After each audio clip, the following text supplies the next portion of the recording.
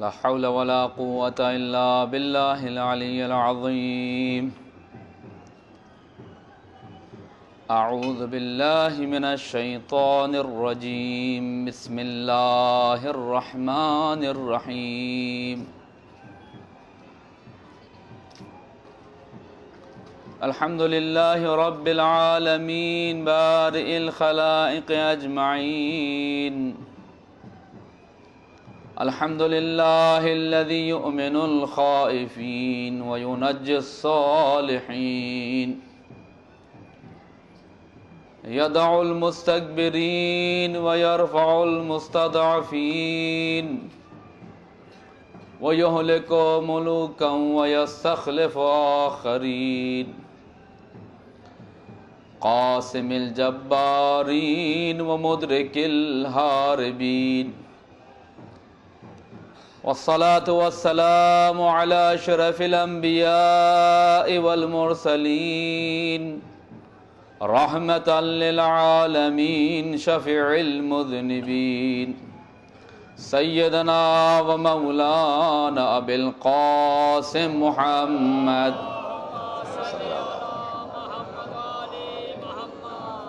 وعلى أهل بيته الطيبين الطاهرين المعصومين الذين أذهب الله عنهم الرجس وطهرهم تطهيرا.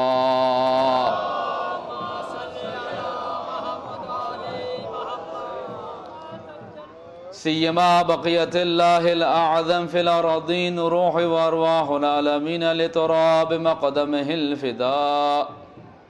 ولعنة الله على أعدائهم أجمعين من الآن إلى قيام يوم الدين. أما بعد فقد قال الله تبارك وتعالى في كتابه المبين وهو أصدق القائلين. بسم الله الرحمن الرحيم. ربنا الذي أعطى كل شيء خلقه ثم هدى. درود بھیجئے محمد و آل محمد.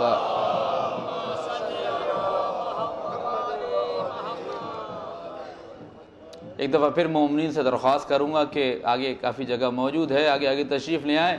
میں حضرت امام زمانہ علیہ السلام کا نام لے کر درود پڑھتا ہوں، آپ سب کھڑے ہو کر ایک دفعہ آگے تشریف بر محمد و آل محمد صلوات بقائم نام آل محمد. اللہم صل علی محمد و آل محمد وعجل فرجہم. ایک دفعہ پھر مل کر بآواز بلند درود بھیجئے.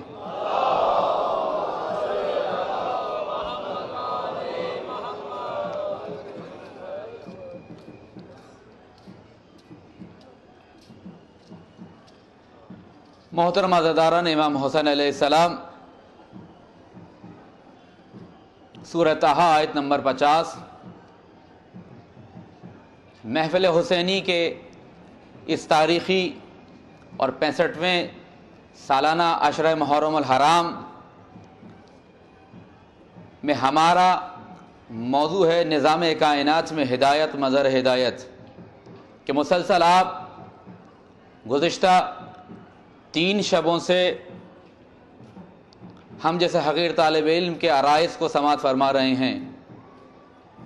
الحمدللہ مختلف ذرائع سے آپ حضرات کی دلچسپی، شغف، توجہ، سنجیدگی اور موضوع کی افادیت کے بارے میں جو تاثرات ملتے رہتے ہیں اس سے اندازہ ہوتا ہے کہ مومنین بہت توجہ اور سنجیدگی کے ساتھ اس موضوع کو سماعت فرما رہے ہیں.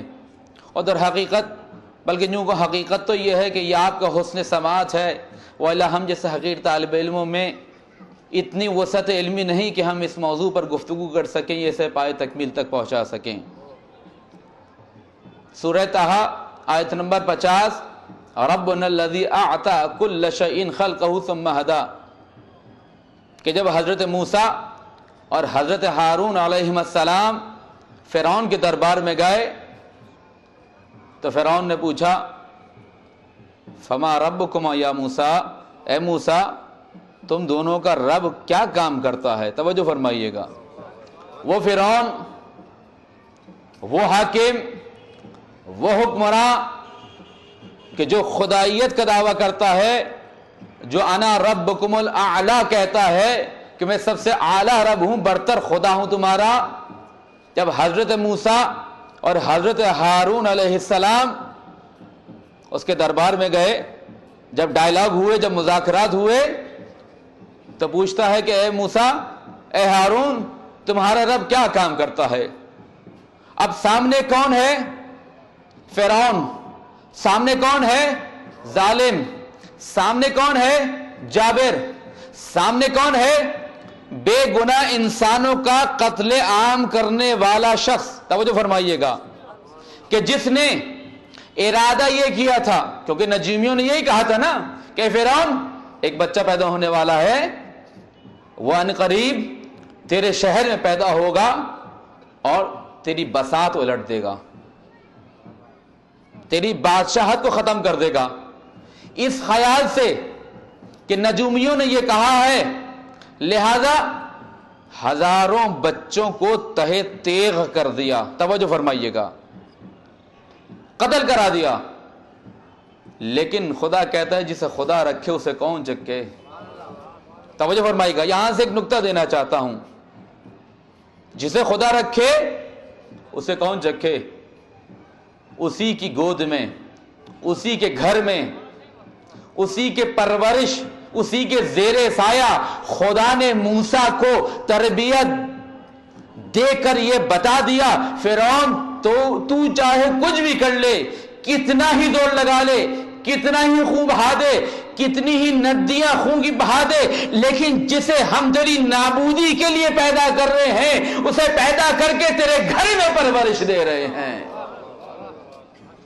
تیرے گھر میں پرورش دے رہے ہیں۔ اور پرورش دے کر جب نبوت مل گئی تو پھر آئے، سر اٹھا کر صلہ بلندی کے ساتھ کہا،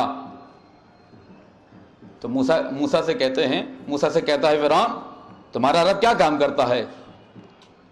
سامنے دشمن ہے، سامنے قاتل ہے، سامنے حکمراں ہے، لیکن خدا کہتا ہے کہ دیکھو جب نصیحت کرنے جاؤ تو پیار و محبت سے بات کرو۔ اللہ اکبر۔ وقول لہو، کیا کام کرو؟ قولا لینا، نرم بات کرو۔ شاید وہ متوجہ ہو، شاید وہ اپنی غلطیوں میں نادم و پشیمان ہو جائے۔ یعنی خداوند عالم اس ظالم و جابر کو بھی ہدایت کرنے کے لیے موسیٰ کلیم اللہ کو بھیج رہا ہے۔ اے موسیٰ، تمہارا دشمن ہے، میرا دشمن ہے، ہزاروں انسانوں کا قاتل ہے، لیکن دیکھو ہدایت کا دروازہ اس پہ بھی بند مت کرنا، اس پہ بھی بند مت کرنا، جا کے پیار سے نرم لہجے میں بات کرو، شاید متوجہ ہو جائے، شاید پلٹ آئے، شاید اس کا دل بسیج جائے۔ درود بھیجے محمد و آل محمد پر۔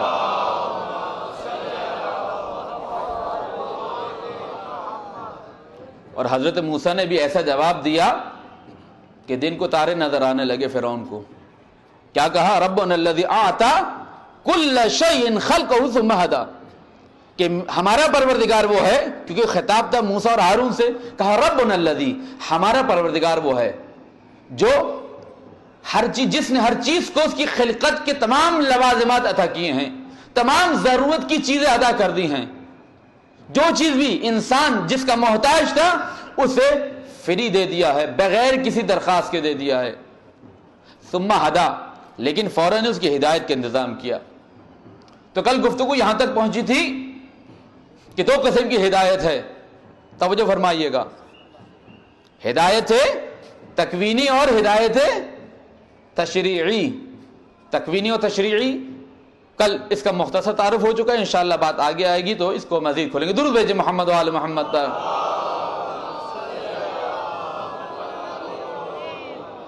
عزیزان گرامی، لیکن قبل اس کے کیس کو باقاعدہ آپ کے سامنے بیان کروں، چاہتا ہوں کہ اس وقت جو ملکی حالات ہیں ایک جملے میں صرف اس کی طرف نشاندہی کرتا ہوا گزر جاؤں، اس لیے کہ حسینیت،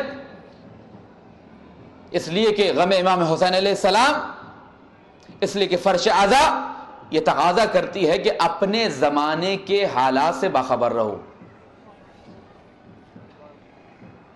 اپنے زمانے کے حالات سے باخبر۔ حضرت امام جعفر صادق علیہ السلام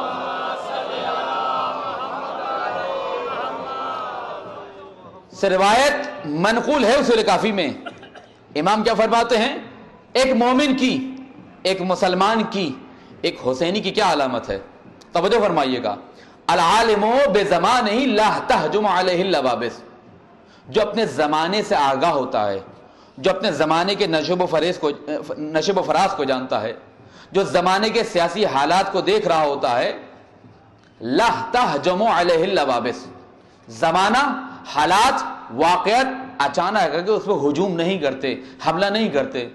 جیسے کہ ہماری بعض اوقات حالت ہوتی ہے، ہم بیٹھے جب کوئی واقعہ ہوتا ہے تو ہم پھر پریشان ہو کر نکلتے ہیں اور کوئی چارہ جوئی کرنے کے لیے کوئی تدبیر کرتے ہیں. لیکن امام فرما رہے نہیں، مومن وہ ہے، مسلمان وہ ہے، حسینی وہ ہے، امام زمانہ عجل اللہ تعالی فرجہ الشریف کا.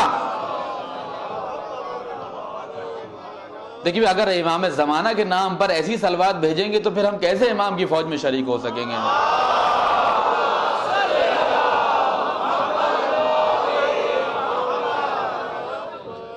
اور یہ بات میں صرف مجلس کو گرمانے کے لیے نہیں کہہ رہا ہوں، اس لیے کہ فرمایا کہ جب بھی تم درود بھیجتے ہو نفاق و منافقت تمہارے دلوں سے دور ہو جاتی ہے. اس لیے کہ ہمیشہ محمد کو آل محمد سے جدا کرنے کی کوشش کی گئی. توجہ فرمائیے گا. اور جب تم کہتے اللہم صلی علی محمد و آل محمد تو رسول اللہ فرماتے ہیں تمہارے دلوں سے نفاق و کینہ و منافقت دور ہو جاتی ہے. درود بھیجئے مل کے محمد و آل محمد کا.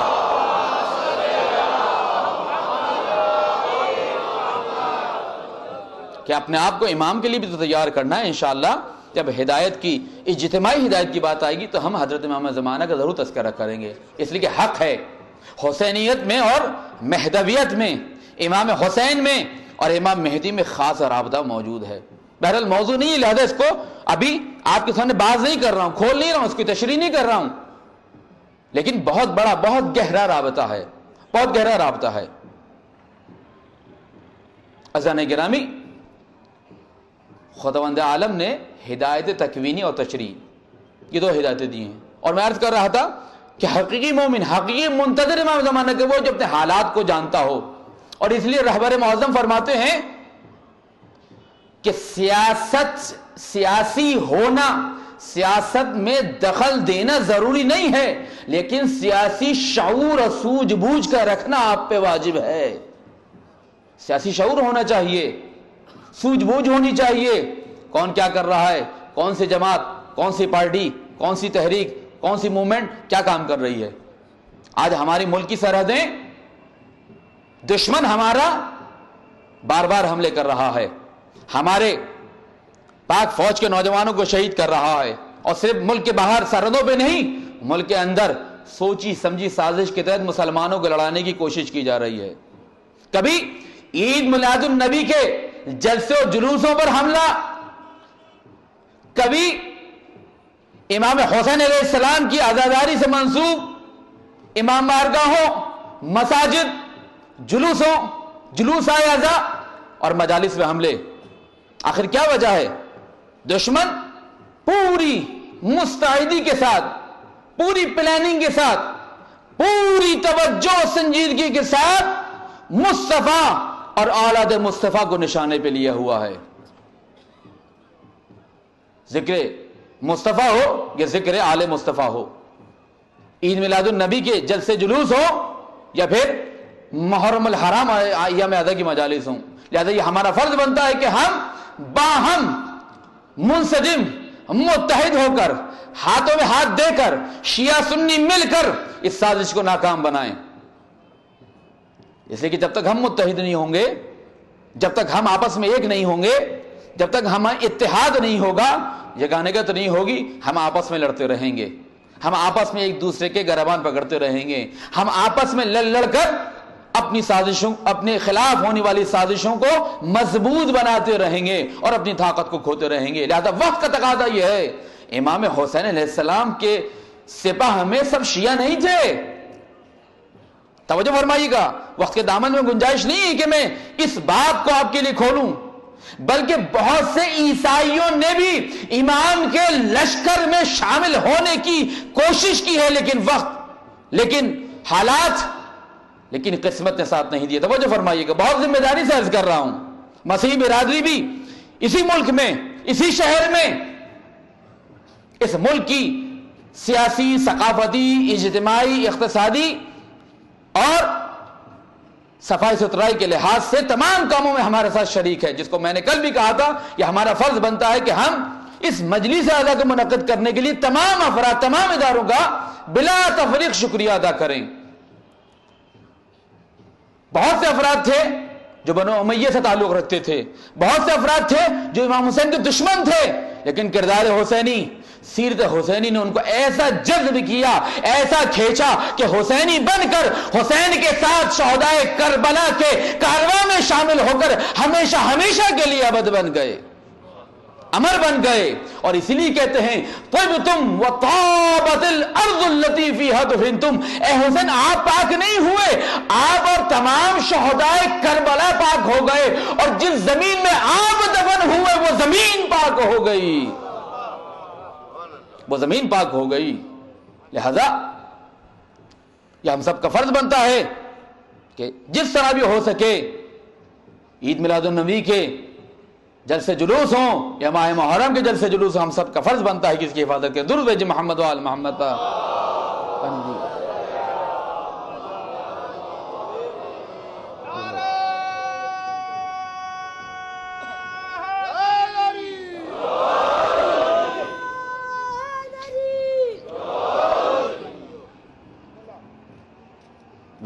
ہدایت تکوینی، ہدایت تشریعی۔ ہدایت تکوینی کیا ہے؟ تمام موجودات کو خداوند عالم نے ان کے اندر ایک نظام فیڈ کر دیا، ایک سسٹم دے دیا ہے۔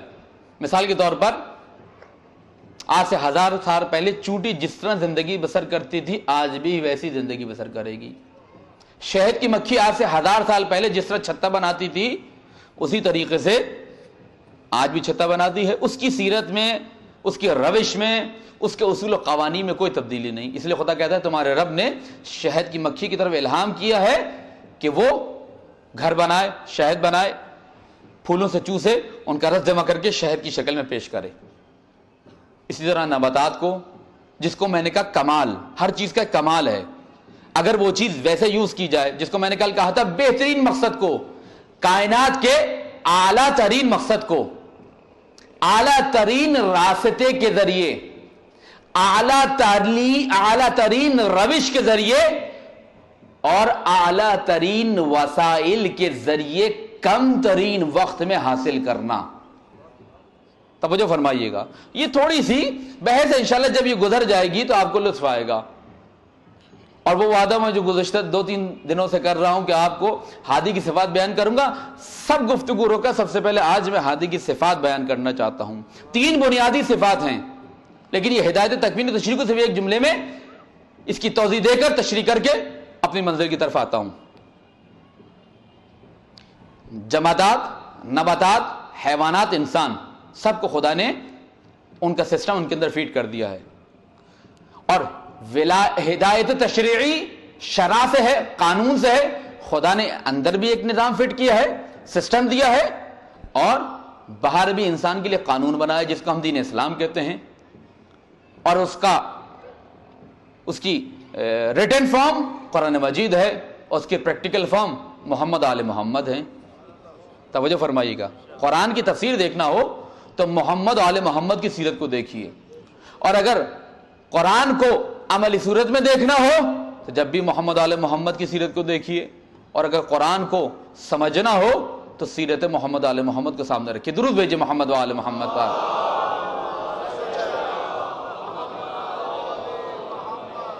یہ ولایت تشریعی ہے، یعنی خدا نے یہ قانون بنایا ہے۔ ولایت تکوینی کی ہم نے 3 نشانیاں آپ کے سامنے بیان کی تھی، 3 خصوصیات ہیں ہدایت تکوینی کی۔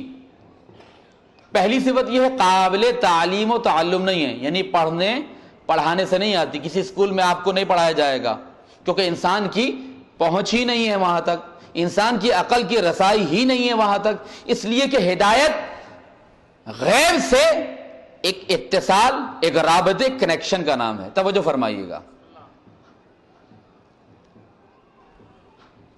عالم غیب سے، خدا غیب میں ہے نا، خدا نظروں سے نہا ہے، خدا موجود ہے، مادی نہیں ہے، غیر مادی ہے، اس کا جسم نہیں ہے، جسم کی جو پراپرٹیز، یہ خواص ہوتے ہیں، ماس ہوتا ہے، ویٹ ہوتا ہے، حجم ہوتا ہے، شکل و صورت ہوتی ہے، رنگ ہوتا ہے، یہ کوئی چیز خداوند عالم میں کوئی ایسی چیز نہیں ہے، وہ غیب ہے، عالم غیب سے. اس عالم غیب سے اپنے آپ کو متصل کرنا ہے. یہ کون کرے گا؟ خداوند عالم نے کچھ افراد کو معین فرمایا ہے. توجہ فرمائیے گا، خداوند عالم نے کچھ ہستیوں کو مقرر فرمایا ہے اپنی طرف سے کہ میرے اور تمہارے درمیان سفارت کا، ہدایت کا اور میری نمائندگی کا کام انجام دیں گے. یہاں پر مجھے ایک اور مثال یاد آ رہی ہے، لیکن میں پھر اپنی گفتگو سے ہٹیوں گا. انشاءاللہ آنے والے دنوں میں اگر موقع ملا تو آپ کو انٹرنیٹ سے کی مثال سے یہ ثابت کرنے کی کوشش کروں گا کہ کس طرح انبیاء اور ائمہ طاہرین علیہ السلام ہمارے لیے ہدایت کا کام کرتے ہیں. درود بھیجیے محمد و آل محمد پر.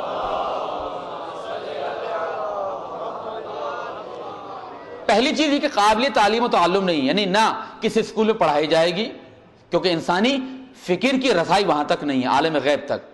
خدا کچھ افراد کو، ہستیوں کو مقرر فرماتا ہے. دوسری کہ قابل نسیان نہیں ہے، یعنی انسان فراموش نہیں کر سکتا. انسان سو کے اٹھے گا اس کے ساتھ ہے، انسان زندگی کا کوئی بھی کام انجام دے گا اس کی فطرت اس کے ساتھ ہے، اور ہر زمانے میں یکساں ہیں. یعنی خدا نے جو فطرت بنائی ہے، خدا نے جو ہدایت انسان کے اندر رکھی ہے، خدا نے ہدایت کا جو سسٹم انسان کے اندر فیٹ کیا ہے، یہ ہر زمانے میں ایک جیسا ہے. ظلم سب کو برا لگے گا، ہدایت سب کو اچھی لگے گی، اچھائی سب اس کی طرف جائیں گے، برائی سب اپنا دامن اس سے بچائیں گے. یہ وہ چیزیں ہیں جن کو ہم فطرت کہتے ہیں. خداوند عالم نے کچھ ہادیوں کو اپنی طرف سے مقرر فرمایا ہے، اور ان کی 3 بنیادی صفات ہیں. ربنا الذی اعطى كل شيء خلقه ثم هدى.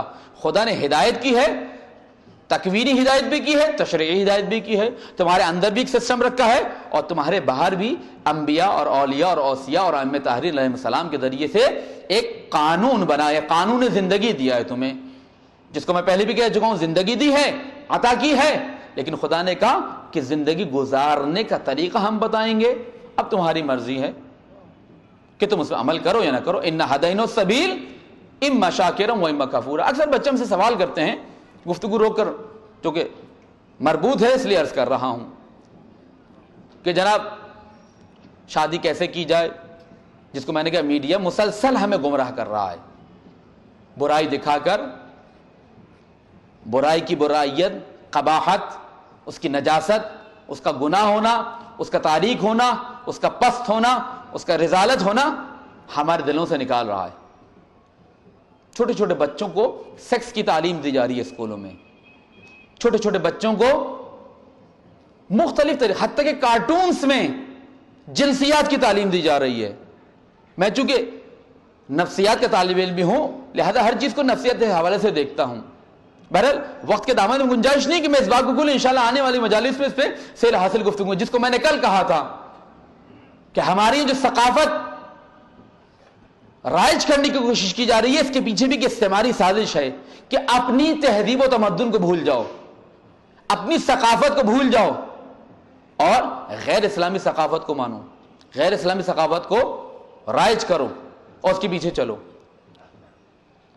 تو کارٹونز میں، فلموں میں، ڈراموں میں، حتیٰ کہ ٹی وی اشتہارات میں ہمیں گمراہی کی تعلیم دی جا رہی ہے. تو خدا کہتا ہے کہ یہ انبیاء ہماری طرف سے آئیں گے اور تمہیں ہدایت کریں گے، لہذا ان کے بتائے ہوئے راستے پہ چلنے کی کوشش کرنا. پہلی صفت جو بھی آئے تمہارے پاس وہ یہ کہ من جانب اللہ ہو. جو ہادی آئے گا وہ اللہ کی طرف سے آئے گا، اور اللہ کی طرف سے اسے سند اور سرٹیفکیٹ بھی دیا جائے گا. دوسری صفت علم، اور تیسری صفت عصمت. یہ وہ بنیادی اور اساسی اور مشترک صفات ہیں جو ہر ہادی میں پائی جاتی ہیں. من جانب اللہ ہو، مثال کے طور پر ایک ہیڈ آفس ہوتا ہے، مثال کے طور پر وہ اسلام آباد میں ہے، اس کا یہاں برانچ آفس ہے، اس کی شاخ یہاں پر، اس کا شعبہ یہاں پر ہے. اگر کوئی کہ جناب آپ آئیے، ہم اسٹیٹ بینک کی شاخ ہیں، برانچ ہیں، آپ آئیے اپنا پیسہ یہاں رکھوا دیجئے، تو آپ جب تک آپ کو یقین نہ ہو، آپ کے دل کو اطمینان نہ آ جائے، آپ وہاں پیسہ نہیں رکھ پاتے. کیوں بھائی؟ ایسا نہ ہو چور و چکے ہوں، نام بورڈ لگائیں اسٹیٹ بینک کا اور اس کے بعد ہمارا پیسہ لے کے چلتے بنے. تو آپ کو جب تک یقین نہیں ہوتا آپ کنفرمیشن لے لیتے ہیں, تصدیق کر لیتے ہیں, جناب یہ آپ کی برانچ ہے. یہ مثال کے طور پر کوئی بھی شخص آ جائے کہ جناب میں پولیس والا ہوں مثال کے طور پر, تو جب تک آپ کو یقین نہیں ہوتا آپ اس کے ساتھ کوئی معاملہ انجام نہیں دیتے. اس کے ہیڈ آفس سے جب تک کنفرمیشن نہیں ہوتی کہ فلاں بیلٹ نمبر والا آدمی جس کا نام یہ ہے کہ یہ آپ ہی کا سپاہی ہے, توجہ فرمائیے گا, وہ آپ ہی کا سپاہی ہے, آپ کا بھیجا ہوا نمائندہ ہے, جی ہاں ہمارا بھیجا ہوا نمائندہ ہے. جب بات کنفرم ہو گئی تو پھر آپ اس کے ساتھ جو بھی معاملہ ہوتا ہے اسے انجام دیتے ہیں. من جانب اللہ ہو. اب کائنات میں ایک ہی حقیقت ہے, وہ ہے خداوند عالم. اللہ ہو نور السماوات والارض, اللہ زمین و آسمان کا نور ہے. خدا نے کہا میں ہادی بالذات ہوں. ایک ہادی بالذات ہوتا ہے, ایک ہادی بالغیر ہوتا ہے. ہادی بالذات کیا ہوتا ہے؟ یعنی ہدایت اپنی ہے جو صرف خداوند عالم ہے, علم اس کا اپنا ہے وہ صرف خداوند عالم ہے, قدرت اس کی اپنی ہے صرف خداوند عالم ہے, وہ حی ہے, وہ قادر ہے, وہ علم رکھنے والا ہے, حیات اس کی ہے, اس کے علاوہ جتنی مخلوق ہے سب اس کی محتاج ہے. قرآن مجید میں 4 جگہ, بہت ذمہ داری سے عرض کر رہا ہوں, 4 جگہ جاعل کا لفظ آیا ہے. جاعل یعنی قرار دینے والا.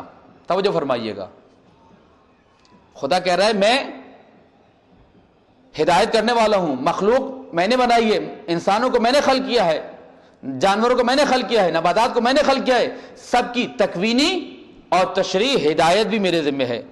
یہ تھوڑی سی ایک یوں کہوں کہ نظری بحث ہے اور تھوڑی سی علمی بحث ہے, اگر اس سے گزر جائیں گے تو پھر لطف آئے گا. دودھ بھیجی محمد وآل محمد پر.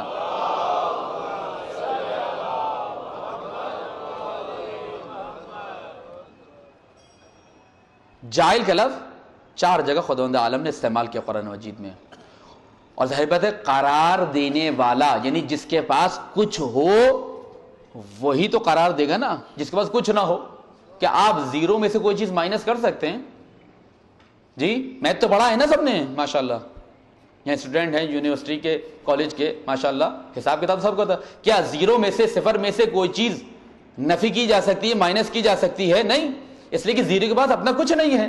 اسی کو ہمارے یہاں علم کلام میں کہا جاتا ہے الفاقد لا یعطی شیئا, جس کے پاس کچھ نہیں ہے, توجہ فرمائیے گا, جس کے پاس کچھ نہیں وہ کچھ نہیں دے سکتا, اور جس کے پاس اگر کچھ ہے تو وہ کچھ دے سکتا ہے.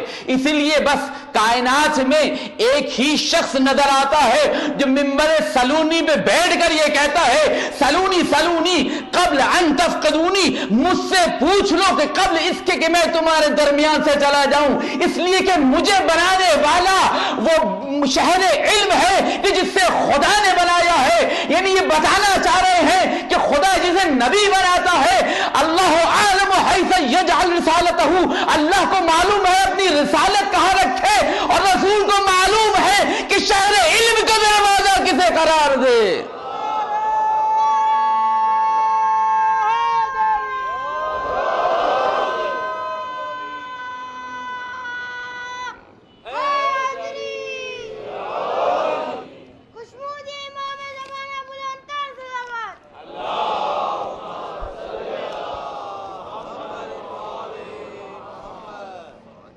قرار دینے کی بات ہے نا, سلسلہ مراتب ہے. ایسا ہی نہیں کہہ دیا سرکار ختم ارتبت نے انا مدینۃ وعلی بابھا کہ علی داماد ہیں, علی بھائی ہیں, علی چھوٹے تھے میرے ساتھ ساتھ تھے, چلو بھائی خوش کرنے کے لیے علی کو میں ایک گریڈ دے دیتا ہوں, ایک فضیلت دے دیتا ہوں. نہیں عزیزان گرامی, وما ينطق عن الهوى ان هو الا وحی یوحی, ان ہوا الا وحی, جو کچھ بھی ہے رسول جو کچھ بھی انجام دیتا ہے ہماری وہی کتاب ہے. درود بھیجے محمد وآل محمد پر. الفاقد لا یعطی شیئا, فاقد کچھ نہیں دے سکتا, خدا سب کچھ رکھتا ہے, سب کچھ دے سکتا ہے. 4 جگہ خداوند عالم نے, یہ خدا ہی کو ذات کو زیبہ دیتا ہے کہ وہ کہ میں قرار دینے والا ہوں. دیکھیے عربی زبان میں متکلم کے لیے 2 حالتیں ہیں, توجہ فرمائیے گا. اس لیے میں نے کہا یہ قرآنی نکات کی, قرآنی آیات کی باریکیاں ہیں, ان کو سمجھنے کی کوشش کیجئے. جو متکلم ہوتا ہے, گفتگو کرنے والا ہوتا ہے, یا وہ واحد ہوتا ہے یا جمع ہوتا ہے. اسی لیے کہتے ہیں ایک شخص جب بولے گا کہے گا انی یعنی میں، انا میں، آئی، لیکن اگر ایک سے زیادہ ہوں تو کہا جائے گا وی، ہم، انا، نحنو۔ خداوند عالم نے قرآن مجید میں اپنے خطاب کو دو صورتوں میں انجام دیا ہے، ایک دفعہ انی کہہ کر، ایک دفعہ انا کہہ کر۔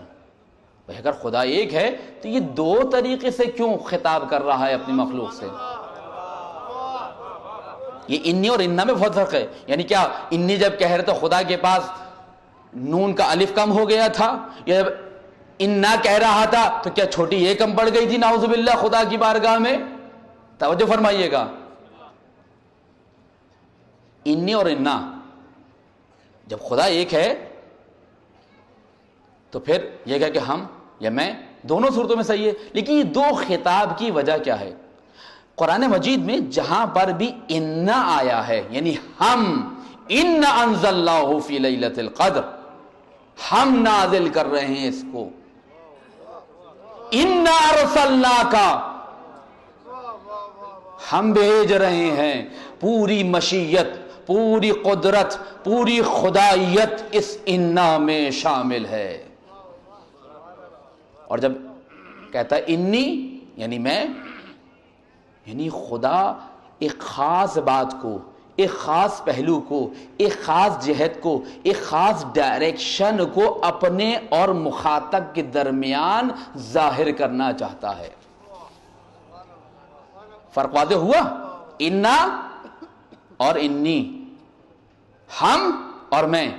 ہم کہتا ہے یعنی ہم نازل کر رہے ہیں، یعنی نظام کائنات میں اس کے اسباب کے ساتھ ہم یہ کام انجام دے رہے ہیں۔ لیکن جب کہتا ہے انی انا اللہ، اے موسیٰ میں خدا ہوں، تو وہاں پہ خاص رابطہ موجود ہے۔ ایک بات۔ دوسری بات، ایک عربی میں اسم فاعل ہوتا ہے، اور یہ آج میرے ایک بہت ہی عزیز ترین برادر مجھ سے کہہ رہے تھے مولانا یہ کب تک آپ حسن صوری، حسن فاعلی اور حسن فعلی کو انجام دی، اس سے تھوڑا سا آگے نکلیے، لوگ پریشان ہو جاتے ہیں۔ میں نے کہا یہ حسن فعلی، حسن فاعلی، حسن صوری آخری مجلس تک ان کی جان نہیں چھوڑے گا، اس لیے کہ ان کو میں بتا کے رہوں گا، انشاءاللہ سمجھ چکے ہیں آپ، لیکن مختلف مثالوں کے ذریعے سے چاہتا ہوں کہ یہ باریک نکات، یہ لطیف نکات جو اہل بیت کے ذریعے، علوم اہل بیت کے ذریعے ہم تک پہنچے ہیں، آپ کی سماعت کی نظر کرو۔ درود بھیجے محمد و آل محمد پر۔ اور سرکار حضرت امام رضا علیہ السلام، روحی لک الفدا یا امام رضا کا قول مبارک آپ کے سماعت کی نظر کر چکا۔ امام فرماتے ہیں کہ ہمارے کلام کی خوبصورتیوں کو لوگوں کے سامنے پیش کرو، جب وہ ہمارے کلام کی خوبصورتیوں کو دیکھیں گے تو ہمارے عاشق و فریفتہ ہو جائیں گے۔ یہ تمام کس کے علوم ہیں؟ یہ سب علوم محمد و آل محمد ہیں۔ انی اور انا، ایک اس میں ایک فعل ہوتا ہے جس میں تین زمانے پائے جاتے ہیں، ماضی ہے، حال ہے، مستقبل ہے، اور ایک اسم فاعل ہوتا ہے، یعنی کام کو انجام دینے والا، اس کو کہتے ہیں اسم فاعل۔ مثلا قاتل اسم فاعل ہے، یعنی قتل کرنے والا۔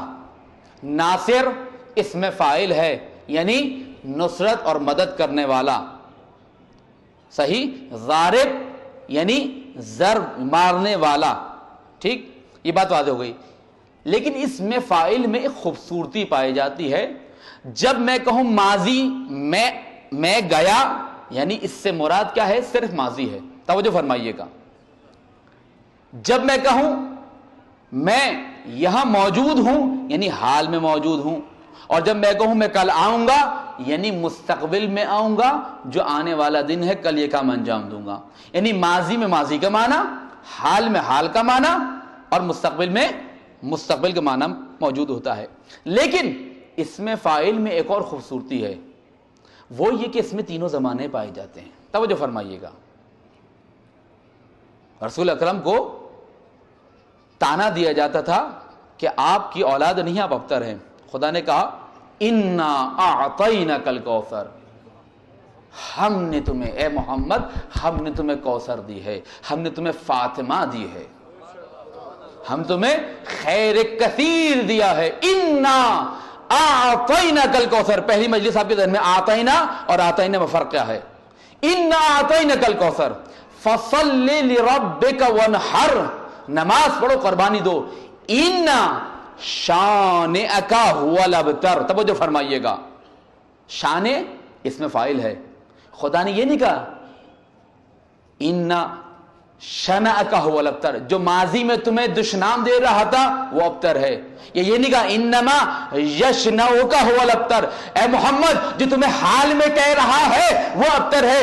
ان سیشنؤک هو الابتر, یہ نہیں کہا جو مستقبل میں تمہیں تانا دے گا, بلکہ خدا نے اس میں فاعل استعمال کر کے تینوں زمانوں کو سمیٹ کر یہ بتا دیا محمد عربی کے خلاف اٹھنے والی زبان کو ہم اس طرح کاٹ دیتے ہیں کہ نہ ماضی میں مثال ملتی ہے, نہ حال میں مثال ملے گی, نہ مستقبل اس کی مثال ملے گی.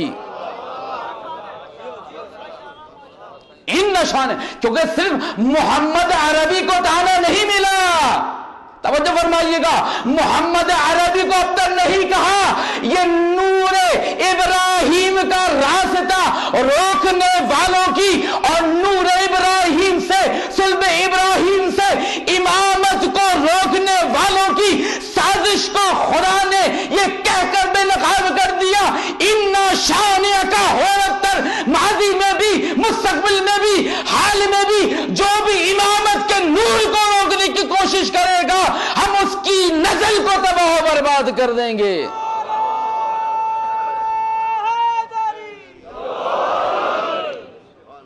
اِنَّ شَانِئَكَ هُوَ الْأَبْتَرُ.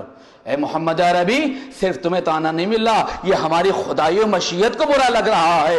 اِنَّا أَعْطَيْنَاكَ الْكَوْثَرَ. اب اس میں فائل پتہ چل گیا. اب آئیے, ہادی کی صفت من جانب اللہ ہوتا ہے, 4 جگہ قرآن مجید میں استعمال ہوا ہے. جاعل یعنی میں قرار دینے والا ہوں, یعنی خدا نے اپنی ذات کو استعمال کیا ہے اپنی مشیت کے علاوہ. اِنَّا نہیں کہا, اِنِّی. سورہ بقرہ آیت نمبر 30, وَإِذْ قَالَ رَبُّكَ لِلْمَلَائِكَةِ إِنِّي جَاعِلٌ فِي الْأَرْضِ خلیفہ. تا قیامت کے لیے خدا نے اپنی خلافت و امامت اور نیابت کا مسئلہ حل کر دیا. تھوڑی سی توجہ کا طالب ہوں, میں بہت زیادہ علمی گفتگو کرنے کا عادی نہیں ہوں, اس لیے کہ مومنین جو اس انتظار میں ہوتے کہ فضائل اہل بیت, تعلیمات اہل بیت, مصائب اہل بیت کا تذکرہ کیا جائے, میں بہت زیادہ عادی نہیں ہوں, لیکن یہ فضیلت کے نکات ہیں کہ ان کو سننا چاہیے, سمجھنا چاہیے اور انہیں آنے والی نسلوں تک پہنچانا چاہیے. وَإِذْ قَالَ رَبُّكَ لِلْمَلَائِكَةِ إِنِّي جَاعِلٌ فِي الْأَرْضِ خلیفہ. وہ وقت یاد کرو جب تمہارے پروردگار نے کہا ملائکہ سے کہ انی جاعل فی الارض خلیفہ, میں زمین میں خلیفہ بنانے والا ہوں. اس کے بعد سورہ آل عمران آیت نمبر 55, وَإِذْ قَالَ اللَّهُ يَا عِيسَىٰ إِنِّي مُتَوَفِّيكَ وَرَافِعُكَ إِلَيَّ وَمُطَهِّرُكَ مِنَ الَّذِينَ كَفَرُوا وَجَاعِلُ الَّذِينَ اتَّبَعُوكَ فَوْقَ الَّذِينَ كَفَرُوا يَوْمَ الْقِيَامَةِ. سورہ آل عمران آیت نمبر 55. وہ وقت یاد کرو جو تمہارے اللہ نے کہا اے عیسیٰ انی متوفیکا, میں تمہیں پورا لے مارا ہوں, اور رافعک الیہ, اور تمہیں اپنی طرف اٹھانے والا ہوں. اس کے بعد فرمایا وہ مطہرک من الذین کفروا, اور جو لوگ تمہارا انکار کرتے ہیں, کفر کرتے ہیں, ان سے تمہیں پاک کر دینے والا ہوں. اللہ اکبر, ان سے تمہیں پاک کر دینے والا ہوں. اس کے بعد وجاعل الذین اتبعوک, جو لوگ تمہاری اتباع کرنے والے ہیں ان کو روز قیامت کافروں پہ فوقیت عطا کروں گا. اے عیسیٰ صرف تمہیں نہیں اٹھا رہا ہوں, جو لوگ تمہاری اتباع کریں گے ان کو بھی فوقیت عطا کروں گا جو تمہارا اور تمہاری نبوت کا انکار کر رہے ہیں. اس کے بعد سورہ فاطر پہلی آیت, الحمدللہ فاطر السماوات والارض جاعل الملائکۃ رسولا. حمد اللہ کے لیے ہے جس نے زمین و آسمان کو پیدا کیا اور ملائکہ کو اپنی طرف سے بھیجا. اور اس کے بعد ایک اور مقام پر خدا نے جاعل کا لفظ استعمال کیا. 4 جگہ انی اور انہ کا فرق جب واضح ہو گیا, اب خدائیت یہ کہہ رہی ہے, مشیت پروردگار یہ کہہ رہی ہے کہ میں قرار دینے والا ہوں. ہم قرار دینے والے نہیں ہیں, میں قرار دینے والا ہوں. انی جاعل فی الارض خلیفہ وَجَعَلُ الَّذِينَ اتَّبَعُوكَ فَوْقَ الَّذِينَ كَفَرُوا وَجَعَلَ الْمَلَائِكَةَ رُسُلًا، اور اس کے کہا وَإِذِ ابْتَلَىٰ إِبْرَاهِيمَ رَبُّهُ بِكَلِمَاتٍ فَأَتَمَّهُنَّ قَالَ إِنِّي جَاعِلُكَ لِلنَّاسِ إِمَامًا۔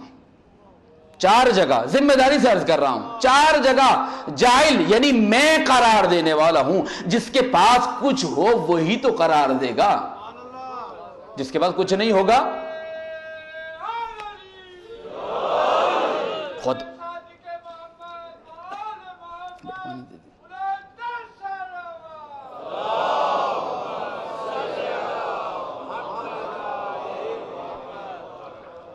چار جگہ خداوند عالم نے یہ کہا، یعنی جاعل کا لفظ یہ بتا رہا ہے کہ اس میں تینوں زمانے پائے جاتے ہیں۔ توجہ فرمائیے گا، کون؟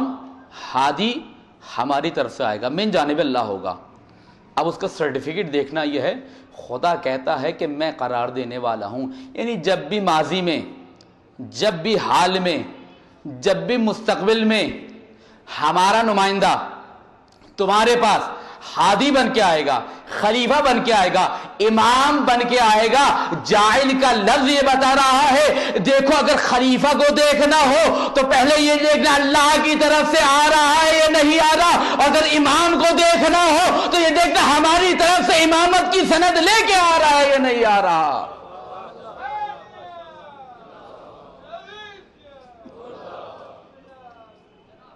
دونوں صورتوں میں خلافت اور امامت کو خدا نے کہا ہماری طرف سے آئے گی۔ اور یہی وجہ ہے کہ برادران اہل سنت تمام اصحاب کرام میں، اصحاب کرام کی عظمت کو سلام، آپ کی سختیاں، آپ کی ہجرت، آپ کا جہاد، آپ کی سختیوں کو برداشت کرنا، کبھی ابو ذر، کبھی سلمان، کبھی مقداد، کبھی بلال، کبھی یاسر، کبھی سمیہ، کبھی عمار، دوسرے صحابہ، مقداد، ابی بن کعب، خباب بن ارت، زید بن ارقم، ارقم بن ارقم رضی اللہ عنہم اجمعین، آپ کی عظمت کو سلام ہو، صحابہ کی عظمت کو سلام ہو۔ صحابہ نے بہت ساتھ دیا رسول اللہ کا، بہت ساتھ دیا ہے، لیکن تمام صحابہ کرام میں، اور عجیب بات یہ ہے کہ گزشتہ سال ہمیں حج کی سعادت نصیب ہوئی، تو وہاں پر مجھے نائجیریا کا ایک سیاہ فام نوجوان ملا۔ توجہ فرمائیے گا، اہل بیت کی محبت بتا رہا ہوں۔ جامعۃ الازہر یونیورسٹی جناب زہرا کے نام پر ہے، یہ اہل سنت میں مقام ہے جناب زہرا کا۔ جامعۃ الازہر عالم اسلام کی یونیورسٹی کہ جس کے سابق چانسلر مرحوم شیخ محمد شلتوت نے فتویٰ دیا تھا، تاریخی فتویٰ، کہ فقہ اہل سنت یعنی امام شافعی، امام حنبلی، امام تمام ائمہ اربعہ کی فقہ پر عمل کرنے کے ساتھ ساتھ فقہ جعفری پر عمل کرنا صحیح ہے، تاریخی فتویٰ تھا۔ اور اس کے بعد اہل بیت کی محبت موجود ہے۔ بہرحال کتنی عظمت موجود ہے میں اس کو آپ کے سامنے کھول نہیں، صرف اشارہ دیتے گزر رہا ہوں۔ تو وہ نائجیریا کا سیاہ فام نوجوان مجھے ملا، خانہ کعبہ ہمارے سامنے تھا، ہم نماز کے انتظار میں تھے کہ جماعت میں شریک ہوں۔ تو اس نے کہا انت سعدہ، یعنی آپ سید ہیں؟ میں نے کہا انا نعم۔ تو اس نے کہا کہ کہاں سے ہو؟ میں نے کہا میں پاکستان سے ہوں۔ تو اس نے کہا کہ کیا تمہیں نعت علی آتی ہے؟ اللہ اکبر۔ میں نے کہا بالکل آتی ہے۔ میں نے کہا کہ تمہیں بھی آتی ہے؟ میں بھی حیرت سے پریشان ہو گیا ایک دفعہ نعت علی کا نام سن کر۔ نائجیریا کا ایک سیاہ فام نوجوان خانہ کعبہ میں سامنے بیٹھ کر مجھ سے سوال کر رہا ہے، کہنے لگے صرف مجھے نہیں آتی، میرے باپ دادا کے پاس ایک تاریخی لوح موجود ہے جس میں نعت علی لکھی ہوئی ہے۔ جدی پشتی ہمارے پاس چلی آ رہی ہے۔ اہل بیت علیہ السلام کی محبت تمام اسلامی فرقوں میں موجود ہے۔ بہت کم ناری افراد یا ناری فرقے ہیں جو اہل بیت بغض و عداوت رکھتے ہیں، اور یہی وجہ ہے برادران اہل سنت تمام صحابہ کرام میں حضرت علی علیہ السلام کی عظمت کے اتنے قائل ہیں کہ تمام علماء اہل سنت نے متفقہ علیہ لکھا ہے علی کرم اللہ وجہہ، توجہ فرمائیے گا، کیا مطلب؟ کرم اللہ وجہہ، یعنی اللہ نے علی کے چہرے کو بہت عظمت بخشی ہے، بہت عظمت بخشی ہے. تکریم، مکرم، عظمت، بڑائی، بزرگی، سیادت خداوند عالم نے بخشی ہے. کیوں؟ اس لیے تمام صحابہ میں علی وہ واحد صحابی ہے کہ جس کا چہرہ کسی بت کے سامنے نہیں جھکا.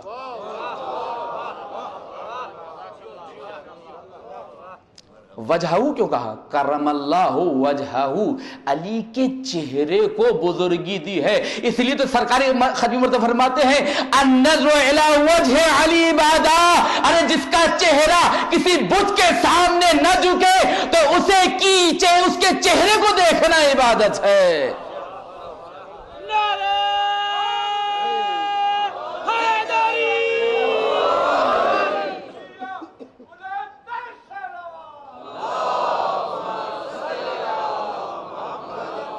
اور یہی وجہ ہے کہ حضرت عمر یا حضرت ابوبکر میں سے کسی ایک نے حضرت علی کو ایک دفعہ بہت ہی غور سے دیکھنا شروع کیا تو صاحبزادی نے پوچھا بابا جان آخر کیا وجہ ہے کہ آپ اتنی ٹکٹکی باندھ کر علی کے چہرے کو دیکھ رہے ہیں؟ کہا میں دیکھ نہیں رہا، میں محو عبادت ہوں. اس لیے کہ میرے رسول اللہ نے فرمایا ہے علی کے چہرے کی طرف دیکھنا عبادت ہے.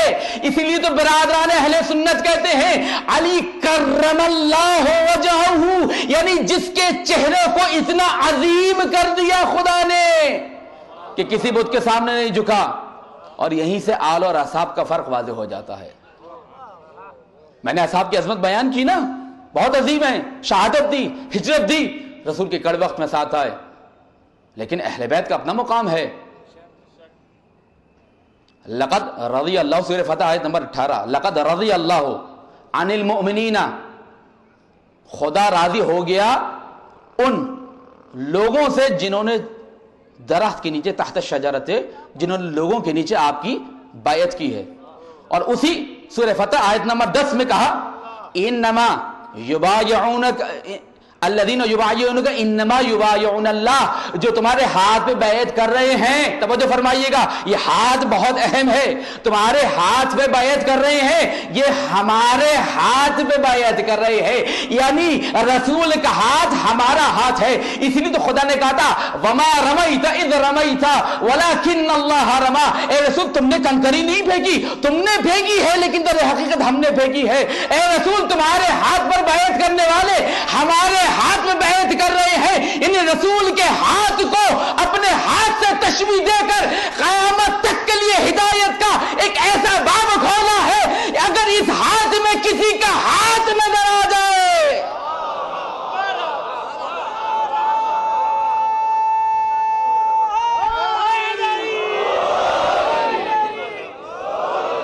توجہ فرمایا آپ نے ذہن گرامی. انما یبایعون اللہ، وہ اللہ سے بیعت کرتے ہیں، تمہارا ہاتھ ہمارا ہاتھ ہے. اصحاب کی عظمت اپنی جگہ، بھئی یہیں سے آل اور اصحاب کا فرق واضح ہو گیا. یہی وجہ ہے کہ ام سلمہ جب آیت تطہیر نازل ہوئی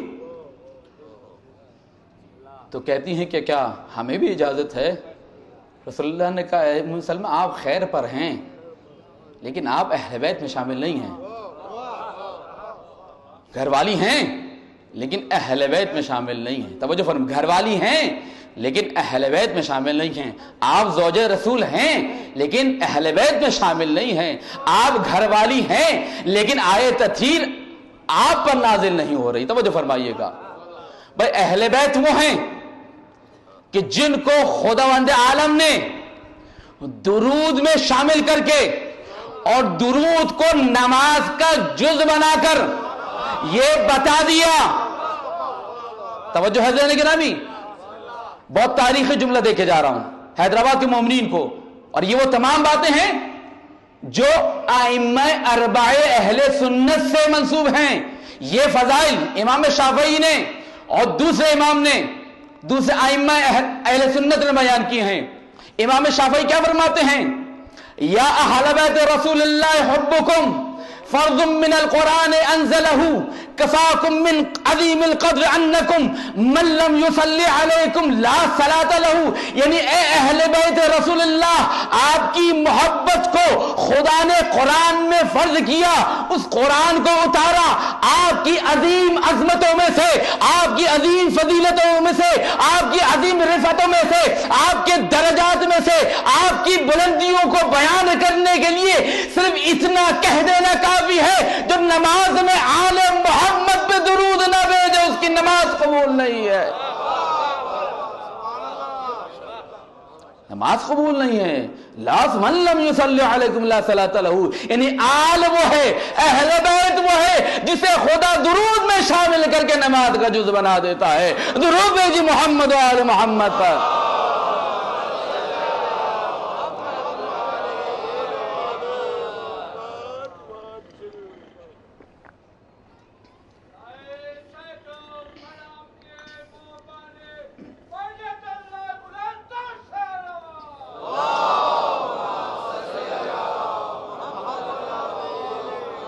یہ ہادی کی نشانیاں من جانب اللہ ہوتا ہے۔ خدا کہتا ہے میں قائل، میں جاعل ہوں، میں قرار دینے والا ہوں، خلیفہ ہوگا ہماری طرف سے آئے گا، امام ہوگا ہماری طرف سے آئے گا، آپس میں پریشان ہونے کی ضرورت نہیں ہے، جا کے سند چیک کر لو۔ انی جاعلن فی الارض خلیفہ، انی جاعلک للناس اماما، میں امام بناؤں گا، میں خلیفہ بناؤں گا، یہ میرا عہدہ ہے۔ اور اسی لیے کہا اسی حضرت ابراہیم والی آیت میں قال ومن ذریتی، انشاءاللہ یہ عصمت سے بحث ہے، انشاءاللہ اس کو عصمت میں، لیکن صرف اشارہ کرتا ہوا گزر رہا ہوں، عصمت کے بعد میں اس کو ذکر کروں گا، عصمت ضروری ہے ہادی کے لیے۔ قال ومن ذریتی قال لا ینال عہد الظالمین، میرا عہدہ ظالم تک نہیں پہنچے گا۔ ہدایت کی خدا نے، ہادی بھیجے ہیں جن گرامی، ہدایت تکوینی اور ہدایت تشریعی۔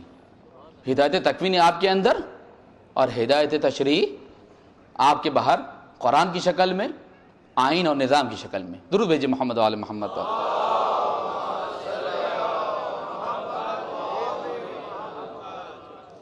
وقت تقریباً پورا ہو گیا، صرف ایک دو باتیں کر کے اور مصائب کی طرف آتا ہوں۔ عزیزان گرامی، یہ ہدایت ہے، یہ مجلسیں ہدایت ہیں، یہ ذکر حسین ہدایت ہے۔ حسین پہ گریہ کرنا، حسین کا ماتم کرنا، حسین کی فکر کو عام کرنا ہے، حسین کے مشن کو عام کرنا ہے۔ حسین پہ گریہ یعنی حسین کی تمام خوبصورتیوں پہ گریہ، حسین پہ گریہ یعنی اپنے آپ کو حسین کا تابع قرار دینا، حسین سے محبت، حسین کی تمام خوبیوں سے محبت، حسین سے عشق، حسین کی تمام رفعتوں بلندیوں سے عشق۔ عزیزان گرامی، ایام عزا ہے نا، ہم سب جمع ہوئے ہیں کہ امام حسین کی یاد منائیں، ان کا ذکر کریں، یعنی حسین، حسینی تعلیمات، حسینی مقصد، حسینی مشن، حسینی ہدف۔ اور یہی وجہ ہے کہ محفل حسینی کا ادارہ جو ایک برس سے، جس کو میں نے کہا 1948 سے قائم و دائم ہے، اس نے ایک زینبی بلیس سینٹر کا آغاز کیا ہے، جو گزشتہ تقریباً ایک عشرے سے یا اس سے زیادہ مدت سے یہ فعالیت انجام دے رہا ہے۔ آج ہم نے اس کا دورہ کیا اور ماشاءاللہ سے بہت ہی اچھا کام کر رہے ہیں، خدا ان کی توفیقات میں اضافہ فرمائے۔ چھوٹے چھوٹے بچے جن کو تھیلیسیمیا اور خون کی بیماریاں ہیں، وہاں پر ان کا معالجہ ہوتا ہے۔ میں آپ تمام ان درخواست کروں گا، اگر چاہتے ہیں کہ امام حسین کو خوش کریں، انشاءاللہ ان آنے والے دنوں میں خون کا عطیہ دیں، تاکہ آپ کے خون سے، بھائی آپ کے خون میں حسین کی محبت رجی بسی ہے نا، اور یہ بات تو ہے، انشاءاللہ کبھی موقع ملے تو بتاؤں گا، انسان کی مادیت کا اس کی روحانیت پر، یعنی انسان کے جسم کا اس کی روح پر، اور انسان کی روح کا اس کے جسم پر اثر ہوتا ہے۔ ایک جاپانی سائنسدان تھا جس نے ایکسپیریمنٹ سے ثابت کیا کہ اگر آپ پانی پر کوئی اچھے لفظ پڑھتے ہیں تو پانی کے سیل و خلیے کھل جاتے ہیں۔ اگر آپ کوئی دعائیہ کلمات پڑھتے ہیں پانی پر، پانی کے سامنے، پانی پر پڑھنا نہیں ہے، پانی کے سامنے، پانی کے سیلز کی شکل بہت اچھی اور خوبصورت ہو جاتی ہے۔ لیکن اگر آپ کسی کو ڈانٹ دیں پانی کے سامنے، منفی برا لفظ، گالی کے لفظ خدا نخواستہ اپنی زبان سے ادا کریں، تو انہی سیلز کی شکل بہت ہی عبوس، بہت ہی رنجیدہ اور بہت ہی بگڑی بھی ہو جاتی ہے۔ پانی پر اثر ہوتا ہے۔ تو جو آپ خون دیتے ہیں، یہ جو گریہ کرتے ہیں، یہ جو آپ کے منہ سے ہائے حسین کی صدا نکلتی ہے، سب آپ کی روح پر، آپ کے جسم کے خلیوں پر اور آپ کے خون پر اثر انداز ہوتی ہے۔ اس سے بڑھ کر اور کیا تبلیغ ہوگی؟ وہ خون جس میں حسینیت کی محبت شامل ہے، قوم کی رگوں میں دوڑ جائے۔ بس بھائی، اس سے زیادہ بڑھ کر میں اس پہ گفتگو نہیں کر سکتا۔ اس سے بڑھ کر اور کیا خدمت ہوگی کہ حسین کی محبت بھی لوگوں کے دلوں میں، لوگوں کے خون میں داخل ہو جائے۔ بس عزیزان گرامی، 4 محرم آ گئی، سارا سال انتظار کرتے ہیں کہ محرم آئے گا تو زہرا کو اس کے لال کا پرسہ دیں گے۔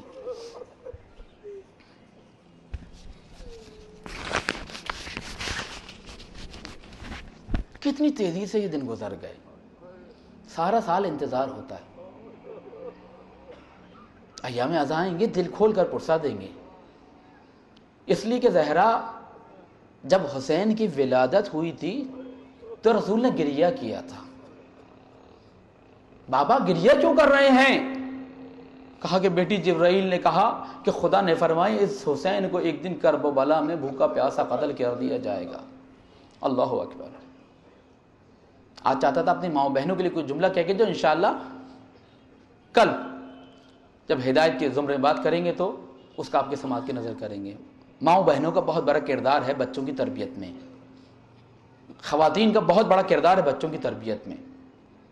اپنے بچوں کی تربیت کیجئے، اسلامی تربیت، حسینی تربیت، تاکہ آپ کے بچے عاشق بنیں، تاکہ آپ کے بچے عاشق حسین بنیں، عاشق کربلا بنیں، شہادت کے متمنی بنیں، امام زمانہ کا تڑپ کر انتظار کریں۔ عزیزان گرامی، عزادارو، کہا کون ہوگا؟ میں نہیں ہوں گی، آپ نہیں ہوں گے، علی نہیں ہوں گے، حسن نہیں ہوں گے۔ بیٹی پریشان نہ ہو، پریشان نہ ہو، رونے والے آئیں گے، روئیں گے، گریہ کریں گے، پرسہ دینے آئیں گے تمہیں۔ بس ہم پرسہ دینے آئے ہیں نا۔ اور آج 4 محرم ہے، شب 5 ہے، لہذا ہم ہر شب کو اگلے دن کی مصائب کے حوالے سے ہر شہید کا تذکرہ کریں گے۔ آج چاہتا ہوں کہ اس ہستی کا تذکرہ کروں جس نے دوستی کا حق ادا کر دیا۔ نوجوان بچے، بچیاں، دیکھیں وہ کس کو دوست بنا رہے ہیں۔ دوستی صرف کھانے پینے کا نام نہیں، دوستی صرف پڑھنے پڑھانے کا نام نہیں، دوستی صرف اچھائیوں میں ایک دوسرے کے ساتھ کام آنے کا نام نہیں، دوستی کڑے وقت میں کام آنے کا نام ہے۔ دوستی در حقیقت دوستی کو سمجھنا چاہتے ہیں تو حبیب ابن مظاہر کو سمجھنا کافی ہے۔ یہ کون ہے؟ یہ وہ عاشق حسین ہے۔ سرکار ختم مرتبت ایک دفعہ گزر رہے اپنے اصحاب کے ساتھ، دیکھا کچھ بچے کھیل رہے ہیں، رک گئے، بچے کو اٹھایا، گود میں لیا اور پیار کیا۔ رسول اکرم کی عادت یہ تھی کہ بچوں کو بھی سلام کرتے تھے۔ سلام کرنے کے بعد کسی بچے کو نہیں اٹھایا، اس بچے کو اٹھا کے گود میں پیار کیا۔ تو لوگوں نے کہا یا رسول اللہ، اے اللہ کے رسول، یہ بتائیے آخر اس بچے نے ایسا کون سا کام کیا ہے کہ جو آپ اسے اپنی گود میں اٹھا کر چوم رہے ہیں؟ کہا کہ میں نے دیکھا یہ میرے حسین کے پیچھے پیچھے چل رہا ہے اور حسین کے قدموں کی خاک اٹھا کر اپنے سر پہ رکھ رہا ہے۔ اللہ اکبر۔ یہ ہے حبیب ابن مظاہر، کہ اس میں با مسمہ ہے، جس کا نام بھی حبیب ہے، جس کی سیرت بھی حبیب ہے۔ اللہ اکبر۔ اے حبیب، آپ کے ایمان کے قربان جاؤں۔ بس یہی وجہ ہے کہ جب 3 محرم سے قافلے آنے شروع ہوئے آدھا کے، جناب زینب پوچھتی تھی کیا کوئی ناصر حسین بھی آیا فضا؟ کیا کوئی مددگار حسین بھی آیا؟ اسی اثنا میں امام نے خط لکھا ہے، حبیب نے مظاہر کو فقیہ کوفہ کہہ کے خطاب کیا۔ اور حبیب نے مظاہر اور مسلم ابن اوسجا وہ افراد ہیں جنہوں نے مسلم کے ہاتھوں پر بیعت کی تھی، لیکن جب ابن زیاد آیا تھا تو ان دونوں کے قبیلے والوں نے ان دونوں کو چھپا دیا تھا تاکہ ان کو گرفتار نہ کیا جائے۔ اس وقت سے بے چین تھے کہ کس طرح امام سے ملے. یعنی حضرت مسلم کی شہادت 9 ذی الحجہ کو ہوئی ہے, واقع کربلا 10 محرم کو ہوا ہے, تقریباً مہینے بھر لگا ہے مسلم جناب حبیب بن مظاہر کو امام حسین تک پہنچنے کے لیے, 1 مہینہ تقریباً. کیوں؟ حالات اتنے خراب تھے. بس کھانا کھا رہے ہیں کوفے میں دق الباب ہوا, زوجہ کے ساتھ بیٹھے ہیں, کہا کون؟ کہا کہ انا برید الحسین, میں حسین کا قاصد ہوں. حسین نے نامہ بھیجا ہے. بس حسین کا نام سنا اور چہرے کا رنگ متغیر ہو گیا. ایک دفعہ کھڑے ہوئے, دروازہ کھولا, کہا کہ حسین کے قاصد آؤ. کہا کہ نہیں, بس میں اتنی جلدی میں ہوں کہ حسین کا خط تمہارے نام تمہارے ہاتھ میں دے دینا چاہتا ہوں. کہا کہ آخر وجہ کیا ہے؟ کہا کہ بس اس خط کو پڑھ لینا, سب کچھ سمجھ میں آ جائے گا. کھڑے کھڑے حبیب نے دروازے پر کھڑے کھڑے حسین کا خط کھولا, آنکھوں سے لگایا, آنکھوں سے آنسو جاری ہوئے. ارے میرے شہزادے کا خط آیا ہے, میرے آقا کا خط آیا ہے. حبیب تم پہ سلام ہو, فقیہ کوفہ تم پہ سلام ہو. اے حبیب ہم درگاہ آدھا میں گر گئے ہیں, اگر ہماری مدد کو آ سکو تو آ جاؤ. وہ سلام حسین ابن علی, نامہ پڑھا, ایک دفعہ دارو قطار رونے لگے. ارے مولا کیا وقت آ گیا, ارے غلاموں کو مدد کے لیے پکارتے ہیں. ایک دفعہ گھر میں آئے, زوجہ انتظار کر رہی ہیں. حبیب کیا بات ہے, آپ کے چہرے کا رنگ متغیر ہے. کہا کہ ہاں بات ایسی ہے. کہا کیا بات ہے؟ کہا کہ حسین کا نامہ آیا ہے. اللہ اکبر, امام حسین کا نام سننا تھا, زوجہ چونک اٹھی. پھر کیا ہوا؟ حسین نے لکھا ہے میں نرغہ آدھا میں گر گیا ہوں, کربلا میں میری مدد کے لیے آ جاؤ. ایک دفعہ پھر زوجہ حبیب نے حبیب کی طرف دیکھا اور کہا کہ مسلم پھر کیا ارادہ ہے؟ مسلم امتحان لینا چاہتے ہیں. کہا کہ میں کیا کروں گا, حسین تو نرغہ آدھا میں گر گئے ہیں, میں جا کے کیا کروں گا. ایک دفعہ چادر اٹھائی اور سر پہ ڈالی, کہا کہ حبیب تم بیٹھو میں جا رہی ہوں. بس ایک دفعہ حبیب نے کہا مرحبا مرحبا جزاک اللہ. ارے میں تو تیرا امتحان لینا چاہتا تھا, کہیں ایسا نہ ہو کہ کوفے کی دوسری عورتوں کے تیرا بھی ایمان کمزور ہو گیا ہو. کہا کہ یہ کیسے ہو سکتا ہے؟ ارے وہ بچپنے کا ساتھی, ارے وہ بچپنے کا دوست حسین, نعم الحبیب, بہترین دوست ہے, ارے اس کو کیسے چھوڑ سکتا ہوں. یہ کہہ کر اپنے غلام سے کہا جاؤ یہ گھوڑا لو اور شہر دروازہ پر, دروازے شہر پہ جا کے کھڑے ہو جاؤ اور میرا انتظار کرو, میں کچھ لمحوں میں آنے والا ہوں. اب حبیب کو شہر کے دروازے تک پہنچنے میں کچھ دیر ہوئی. عزیزاً کچھ دیر ہوئی. جب پہنچے تو دیکھا غلام کھڑا ہوا یہ کہہ رہا ہے اے ایس میں وفادار, تھوڑی دیر اور صبر کر لے, اگر آقا نہیں آیا تو آقا کا غلام اپنے آقا حسین پر جانثار کرنے کے لیے تیار ہے. حبیب نے یہ جملے سنے, سر پیٹ لیا, ہائے حسین یہ کیسا وقت آ گیا کہ غلاموں کے غلام آپ کو جانثار کرنا چاہتے ہیں. بس عزیزو صبح عاشور ہے, امام حسین کھڑے ہوئے ہیں, گویا حر کا انتظار ہے, گویا حبیب کا انتظار ہے. کوفے کی طرف سے خاک اڑتی ہوئی دکھائی دی. ایک دفعہ امام حسین نے تکبیر بلند کی, اللہ اکبر. اصحاب حسین نے تکبیر بلند کی. بس آخری جملے سے زیادہ زحمت دینا نہیں چاہتا. اجرکم اللہ, خدا آپ کی عزاداری کو قبول فرمائے. جناب زینب نے خیام میں تکبیر کی آواز سنی. فضا ذرا جائیے دیکھیے تکبیر کی آوازیں کیسی ہیں. فضا گئی, دیکھا کہ حبیب ابن مظاہر آئے ہیں. دوڑی دوڑی خدمت پہنچی, شہزادی حبیب ابن مظاہر آئے ہیں. ارے حبیب بچپنے کا دوست, بچپنے کا ساتھی, ارے جا کے اس ناصر حسین کو میرا سلام پہنچا دو. بس ایک دفعہ فضا گئی کہ حبیب بنت علی سلام کہہ رہی ہے. ارے ایک دفعہ سننا تھا, امامہ سر سے پھینک دیا. ارے نبی زادیوں پر, آل نبی پر یہ کیسا وقت آ گیا کہ شہزادیاں غلاموں کو سلام کہے.